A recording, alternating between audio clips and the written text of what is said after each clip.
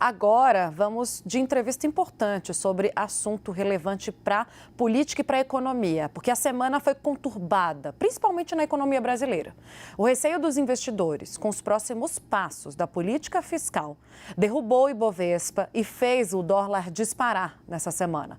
Além disso, a medida provisória da compensação, da desoneração dos 17 setores causou muito burburinho aqui em Brasília. Vamos falar sobre esse assunto e sobre os rumos da dívida pública, das contas do governo, com o ex-ministro da Fazenda, Amailson da Nóbrega. Tudo bem, ministro? Me ouve?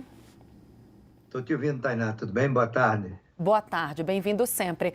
Ministro, o que aconteceu na sua avaliação entre o ano passado, quando o novo marco fiscal foi aprovado e uma robusta agenda econômica, e agora, para a piora dessa percepção sobre as contas públicas? Olha, Tainá, eu acho que no primeiro momento foi uma surpresa, não é? Se imaginava que o PT escolheu um dos seus quadros que trabalharam em governo do passado, mas a escolha do ministro Fernando Haddad, primeiro, surpreendeu pelo nome, segundo, pelas primeiras iniciativas dele. Além disso, ele mostrou uma habilidade muito elevada. Primeiro, por demover o Lula da ideia de que a meta de inflação deveria aumentar de 3 para 4,5. Segundo, porque ele trouxe para o Ministério da Fazenda uma figura importante para a reforma tributária, que foi o Bernard Api, um dos autores da PEC que deu origem à reforma tributária e foi relevante para as negociações. E, por último, porque ele se envolveu nas negociações com o Congresso e conseguiu, junto com o API, o apoio do partido, dos aliados, né, aprovar a maior reforma estrutural do país desde o regime militar. Não é? Então, eu acho que esse começo ele foi uma surpresa muito positiva para os mercados. Ultimamente, porém, há uma percepção de que a deterioração da situação fiscal é uma coisa muito preocupante. Em segundo lugar, porque as metas estabelecidas pelo novo arcabouço fiscal foram muito otimistas. Provavelmente a relação entre a dívida e o PIB, que é o principal indicador de solvência do PIB, mostrou que o governo estava excessivamente otimista. Então é que a situação fiscal, portanto, é muito grave. Não é? O nível de gasto obrigatório é elevado, muito elevado, sem paralelo no mundo, e nas últimas semanas o mercado começou a cair a ficha, como se diz, que a situação fiscal é muito mais difícil do que eles imaginam. Né? Inclusive, a hipótese de chegar a um ponto de que não ter mais dinheiro para nada, só para os gastos obrigatórios. A Secretaria do Tesouro Nacional divulgou, no primeiro relatório dele deste ano, do primeiro bimestre, uma estimativa que em 2032, mais de 100% das despesas serão obrigatórias. Então, faltará dinheiro para ciência, tecnologia, cultura, funcionamento do governo e assim por diante. E eu acho, como muitas outras pessoas, que isso vai chegar antes, né? E isso leva à percepção de que o Brasil está entrando num território muito perigoso, digamos assim, que pode enveredar por uma crise fiscal que seria seguida por uma crise financeira. Né? E, ao mesmo tempo, a percepção de que a taxa de juros nos Estados Unidos vai demorar muito a cair, muito em relação ao que se pensava no passado. Se pensava que o Banco Central americano, o Fed, começaria a reduzir a taxa de juros em março, depois para junho, agora em setembro, e já tem gente achando que não vai ser este ano. Né? Eu acho que está mais para setembro do que para o próximo ano. E tudo isso contribuiu para mudar a percepção de risco dos mercados no Brasil e no exterior. E daí a pressão que apareceu sobre o câmbio. Né? Todo mundo estava prevendo uma taxa de câmbio no final do ano, da ordem de R$ 4,90, ela atingiu quase 2,30. 5,30 ontem, na sexta-feira. Né? Então, esse conjunto levou a uma mudança da percepção de risco do país nos próximos anos. Agora, ministro, o que significa, então, né, para a economia, o que sinal dá ao governo quando decide mudar a meta fiscal para 2025? Quando previa economizar antes, né, cerca de 50 bilhões de reais, ou 0,5% do PIB, e agora promete terminar o ano que vem no 0 a 0. Olha, isso pegou muito mal no mercado, como a gente sabe, gerou a impressão de que o governo está mais comprometido com o gasto do que com a geração de superávit primário. E a geração de superávit primário é fundamental para controlar a expansão da dívida pública, né? Eu tenho uma interpretação diferente, Tainá. Eu acho que essa mudança da meta de resultado primário se deu pela necessidade de gerenciar as pressões internas, algumas difíceis de não atender, não é? Por que isso? Porque há algo entre 96% e 98% do gasto primário federal tem a ver com despesas obrigatórias em saúde, educação, pessoal, previdência, o Fundo do Distrito Federal, o Proagro, os gastos sociais, o Bolsa Família e assim por diante. Isso não tem paralelo no mundo.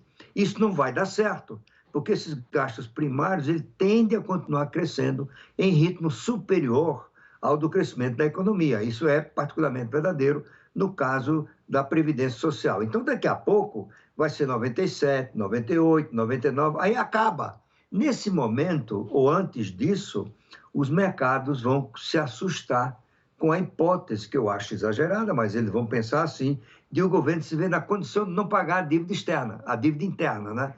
Então, isso geraria uma crise, um colapso de confiança, né? Eu acho que é um pouco de exagero, né? Porque o Brasil tem situação muito tranquila no balanço de pagamentos, tem uma situação muito tranquila na estrutura do mercado financeiro e sua regulação pelo Banco Central. E se você olhar a história do Brasil dos últimos 80, 100 anos, as crises no Brasil ocorreram ou porque havia uma quebradeira de banco, ou porque a gente não podia pagar a dívida externa. Nesses dois casos, esse risco desapareceu.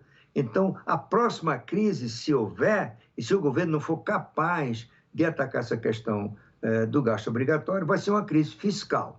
Felizmente, áreas do governo já estão manifestando preocupação com essa situação. A ministra Simone Tebet deixou isso muito claro na questão da vinculação do salário mínimo com a Previdência. O ministro da Fazenda, para minha surpresa, manifestou preocupação com a vinculação de impostos à educação e saúde.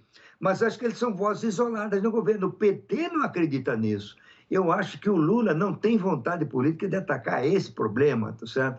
Eu não vejo, sinceramente, como este governo possa tomar alguma medida estrutural para reduzir essa rigidez excessiva. Se você tomar em conta o mundo, a média mundial é de 50%, ou seja, os governos dispõem de metade do orçamento para definir prioridades. Aqui no Brasil, as prioridades foram definidas para sempre. Então, a educação é para sempre, saúde é para sempre e assim por diante, tá certo? Então, eu acho que é uma coisa muito preocupante, o governo tem que se preocupar com isso, mas eu acredito que, embora seja difícil para prever quando essa crise vai chegar, eu não tenho dúvida em afirmar que, se não forem atacadas essas questões dos gastos obrigatórios, nós temos um encontro marcado com a grande crise fiscal que desaguará numa crise financeira. Ministro, a próxima pergunta fica por conta da Clarissa Oliveira, direto de São Paulo. Muito boa tarde para o senhor, ministro. Um prazer falar com o senhor mais uma vez. Ministro, quando a gente conversa em reservado com ministros do presidente Lula, com auxiliares e membros da equipe econômica, a gente observa essas mesmas preocupações que o senhor aponta. Mas o discurso do presidente Lula, da porta para fora, é de um otimismo que parece não condizer com o cenário real. Vou dar um exemplo. Em relação ao crescimento de 0,8% do PIB, o presidente disse que, olha, era uma prova aí para os negacionistas, como ele disse, de que a receita do governo está certa. Mas no primeiro trimestre a gente teve computados aí no crescimento do PIB a injeção de recursos do salário mínimo e pagamento de 90 bilhões em precatórios. Então, tem aí uma maquiagem, né, que não vai se sustentar nos próximos meses. Eu queria uma posição do senhor, uma avaliação do senhor sobre o que a gente pode esperar em termos de crescimento para os próximos meses, considerando que esse PIB do primeiro trimestre traz esses elementos atípicos e também de que forma isso se relaciona com a dívida, como o senhor disse, porque a gente de fato tem uma questão aí fiscal para ser resolvida que ainda não está conseguindo ser enfrentada pelo governo, né? Ora, Clarissa, o resultado do PIB foi bem melhor do que se esperava. Por exemplo, nós da Tendências projetávamos um crescimento de 0,6% no trimestre. Mas isso não alterou a nossa perspectiva de crescimento do PIB este ano de apenas 1,8%. E por que isso? Grande parte do resultado do primeiro trimestre se deveu à agricultura. A agricultura cresceu simplesmente 13%. É um crescimento expressivo. E, claro, a partir de agora, passada a safra, o resultado das enchentes no Rio Grande do Sul, a nossa estimativa é que o PIB da agricultura vai cair 0,1%.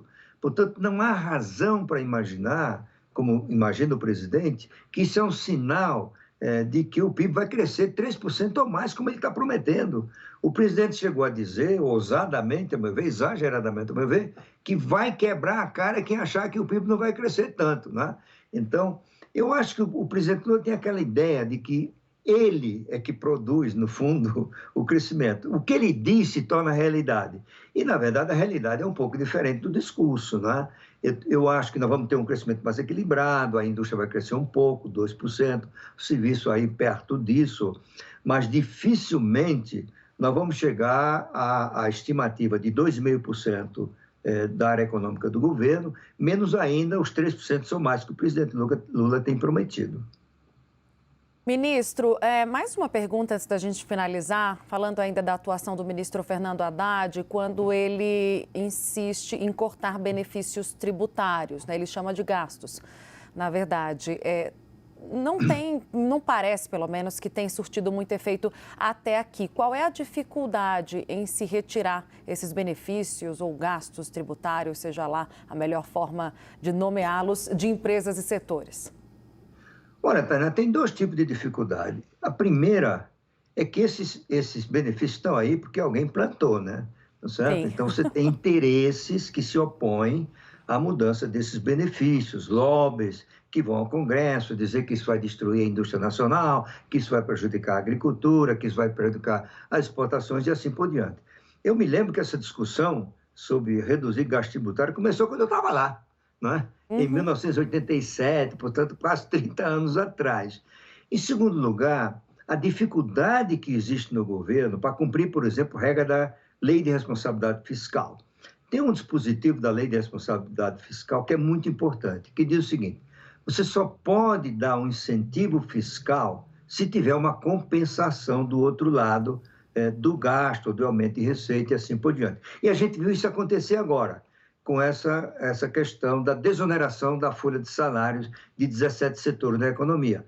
Isso vai gerar uma despesa de 26 bilhões, ou uma renúncia de receita de 26 bilhões, e é preciso achar uma compensação. E, embora o governo esteja certo em buscar a compensação, eu acho que ele fez isso da forma mais desastrada possível, que é usar o PIS, COFINS, os créditos PIS, COFINS, como compensação. E aí, quando você vai olhar, eles atingiram em cheio o setor exportador, porque as exportações, elas não pagam imposto, não é porque é um incentivo fiscal, isso é um mandamento constitucional, isso se chama imunidade tributária, não é um incentivo fiscal.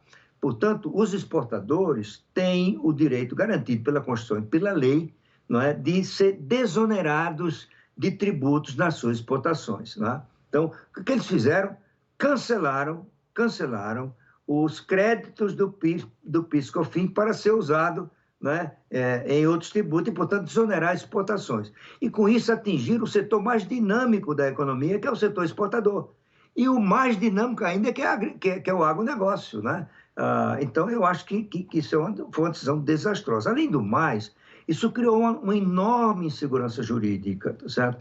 Como é que as empresas estão planejando exportar, né, valer-se dos benefícios para determinar os seus preços na competição internacional, e de uma hora para outra o governo diz que não vale mais, não é? E por um decreto-lei, ou desculpa, uma medida provisória, que é o substituto do decreto-lei. Existem percepções de que isso entre em vigor imediatamente. Eu acho que tem que levar 90 dias para entrar em vigor, mas seja como for, isso gerou uma enorme incerteza. E a Confederação Nacional da Agricultura mostrou essa semana que tem mais um problema. É que eles inseriram na medida provisória uma regra segundo a qual a administração do imposto territorial rural, vamos dizer, dos conflitos, né, dos problemas de judicialização, que eram conduzidos pela Receita Federal, vão ser conduzidos pelos municípios. Você imagina, cada município pode dar um tratamento diferente. Por outro lado, isso não é nenhum demérito para os municípios, mas a Receita Federal tem gente muito mais qualificada para discutir essa questão do que os municípios. Então, além de ter a mesma empresa decisões sobre ITR de municípios diferentes, distintas, né?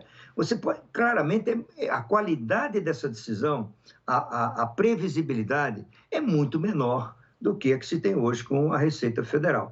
Portanto, qualquer ângulo que você observe, essa medida foi errada, embora a justificativa seja correta, porque é uma norma da Lei de Responsabilidade Fiscal. Por isso que eu acho que o governo vai ter que rever.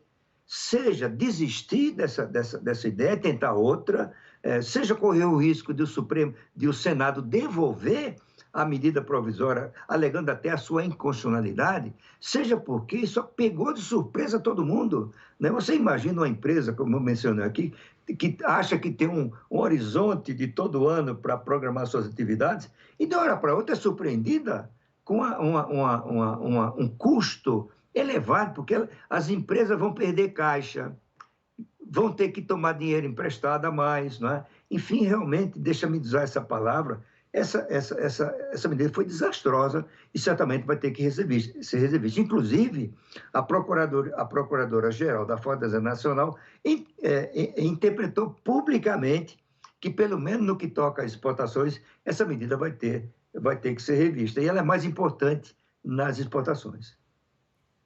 Conversamos agora com o ex-ministro da Fazenda, Maílson da Nóbrega. Muito obrigada, ministro, mais uma vez pela disponibilidade do tempo para essa conversa. Até uma próxima. Até a próxima. Muito obrigado pelo convite, foi um prazer.